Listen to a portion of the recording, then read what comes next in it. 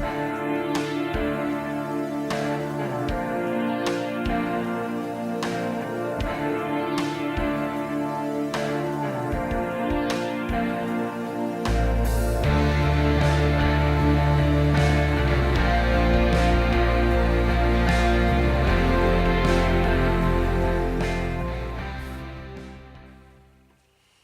everyone, Phil from Savage Kitten here again, this time with a review of the HP3805B swinging away flat heat press from Signzworld.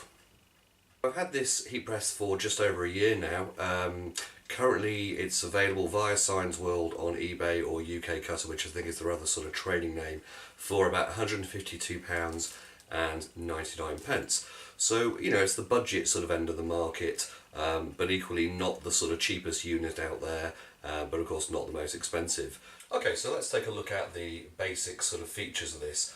As you can see, it is a swing away type design, which means that in order to put the material onto the base, you swing the top away, place it, position it, swing it back into position, and then handle down and close. Pressure can be adjusted by turning this handle here, and over here we've got the general control unit. Power switch is just onto the side, so I just flip that on.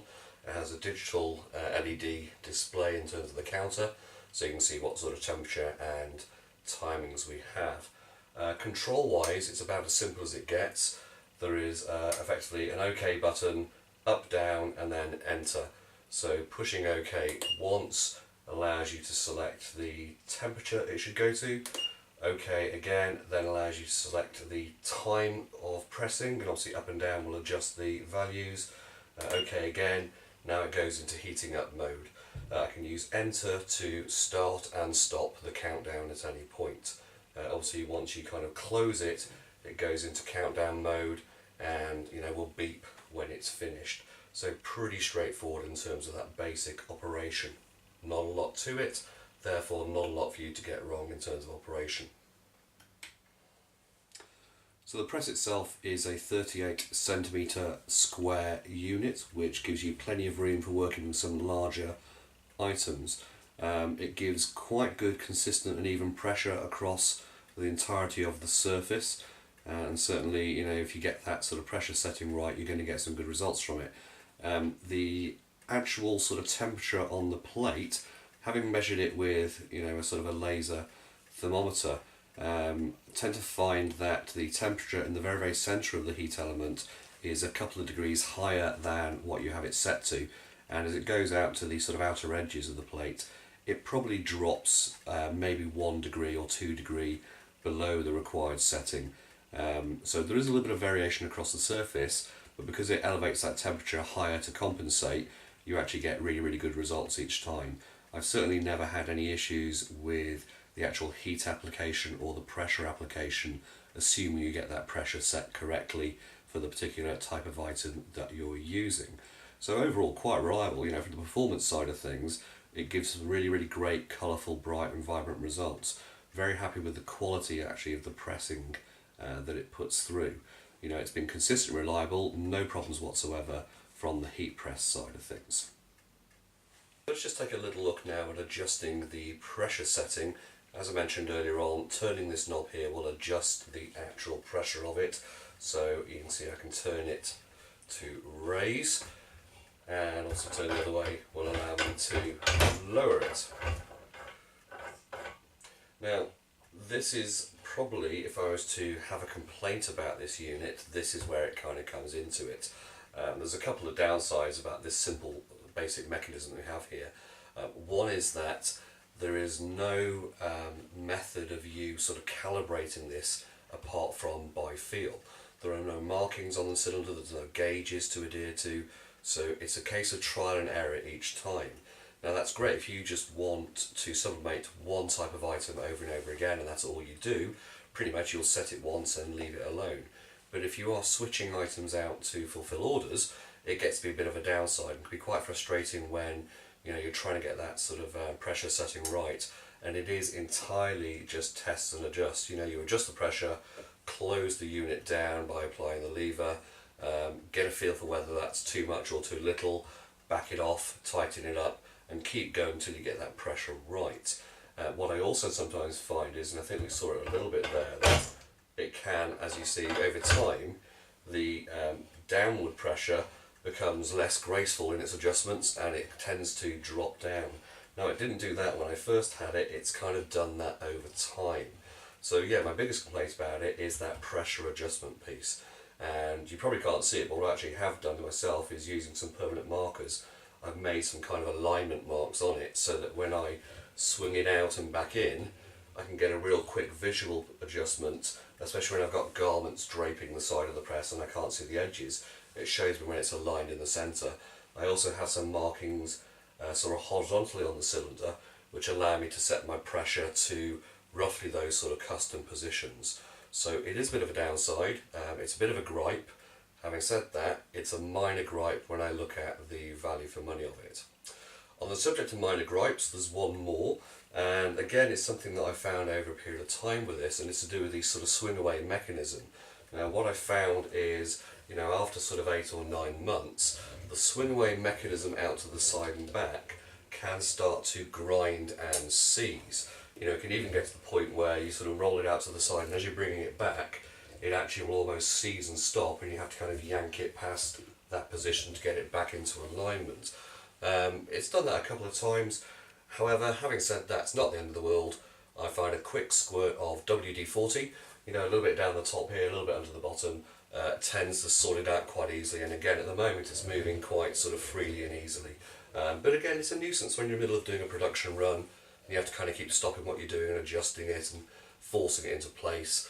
I also tend to find that sometimes the pressure adjustment can slip, possibly related to the same sort of issue. So I can be using it quite happily, 5 or 6 items in a row. On number 7 I'll swing it out and back and actually find that it has lowered the pressure setting slightly. It's dropped it down a little bit sort of vertically. But again, it's a bit of a minor gripe. If that's all I've got to complain about after a year for the money I've spent, I can't be too fussy about it. So what I thought I'd do next is sublimate something so you get to see the press in action. I've chosen to do a mouse mat, which is pretty straightforward. It's just a relatively easy item to do, but you'll be able to kind of see how the inks transfer across, how it reacts to the heat, and make your own opinions on the quality of the results.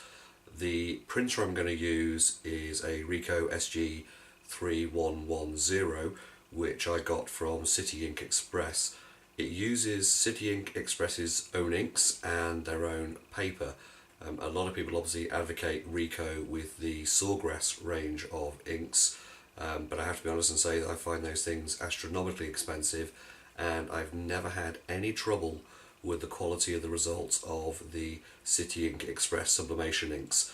They're much better value for money, they last quite a long time, and they give really good, clear, crisp and vibrant results on mouse mats, mugs, all sorts of different things that I've used them on so far.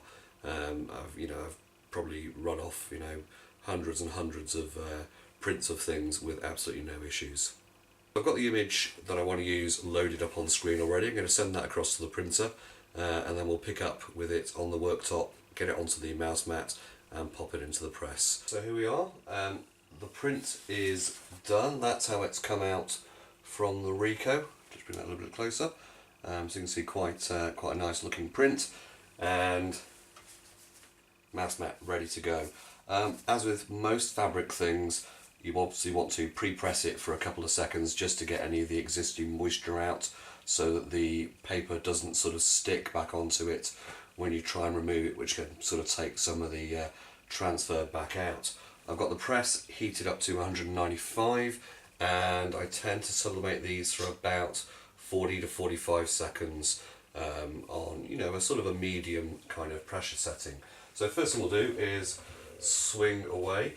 You'll notice I've got an old sort of piece of paper on here, and because my printout is going to be larger than the mat, because I want it to go right to the edges, that means it's going to be transferred down, so I need that to go onto the paper rather than onto the actual backing material here, because of course I don't want anything then to transfer back. later on. So let's put the mouse mat in, get the old Teflon sheet on just to again protect the mouse mat from the heating element, and then we'll just swing it back in, line it up and close. So as soon as I close it, it starts my timer going down, so I'm literally just going to give this a few seconds, just enough to take any excess moisture out, swing it back out again, take the Teflon sheet back off, which I'm just going to temporarily put down to the side because I'll need that again in a little while. And there's my mouse mat ready to go.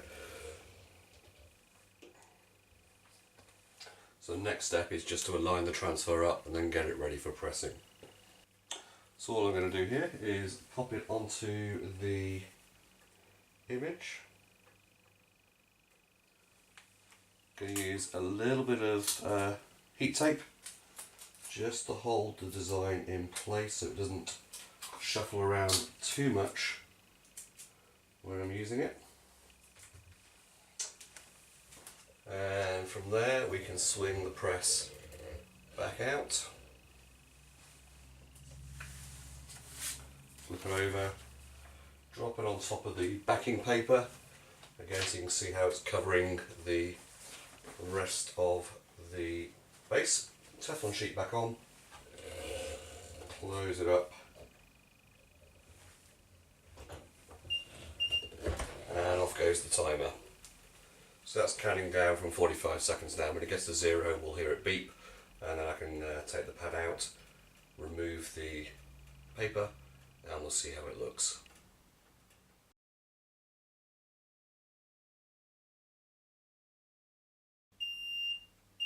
And there we go, that's cooked. So we'll release the lever, swing it away again, and just get the Teflon off. And let's see what we've got. And there we go, there's the mouse mat. So we just pop that down, that's quite warm at the moment. I'm just going to power off the press so I don't accidentally burn myself. Okay, so here we go, that's the result of the press. I think you can see it's come out quite nicely, very even sort of kind of pressure throughout it, so there's no sort of patchiness or missing portions of it where the colour hasn't applied, so quite pleased with that result. On to my overall conclusions. Keeping it nice and short but sweet. I mean, 12 months plus since I got this thing. I really like it. No significant complaints about it at all. I've got those two minor niggles, the one being the lack of any gauge, so you can consistently and easily reset your pressures. You have to do it by hand. It does take a little bit of extra time, but it's not the end of the world. And the other one being the fact that the swing away mechanism did from time to time sort of seize up. But again, I mentioned WD-40 clears that up really quickly. So ultimately, for the price, it's an absolute bargain. There are cheaper ones out there, but you'll get problems probably with the consistency of heat application due to the elements not being really very good quality. I know on this one at least, pressure and temperature are good throughout the entire surface area. 38 centimetre square is a great working space to have. It means you can print larger transfers and things onto t-shirts. You can do an A3 nearly design if you want to, which is really nice to be able to do rather than just those small A4 sort of transfer sizes. Colour, always vibrant, always clear, always crisp, always sharp. Never any problems with this kind of thing. It's never failed. It's worked constantly since I got the thing. It is a big heavy piece of machinery, so you pop it on a tabletop and it's going to pretty much stay there. Bear in mind that it is a swing away, so you do need more workspace than with a clamshell, but you also have the versatility of being able to put thicker sort of items on there with ease. By moving it completely out to the side, you can then work uninterrupted on that sort of flat top workspace for positioning and repositioning things before you actually apply the press. So as I said, two minor niggles, but overall I absolutely recommend this thing. Signzworld as a supplier, again, I can recommend them.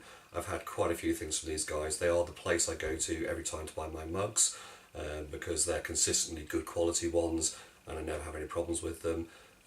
You know, they supplied this thing, it turned up next day as sort of, you know, suggested. They're very, very reliable.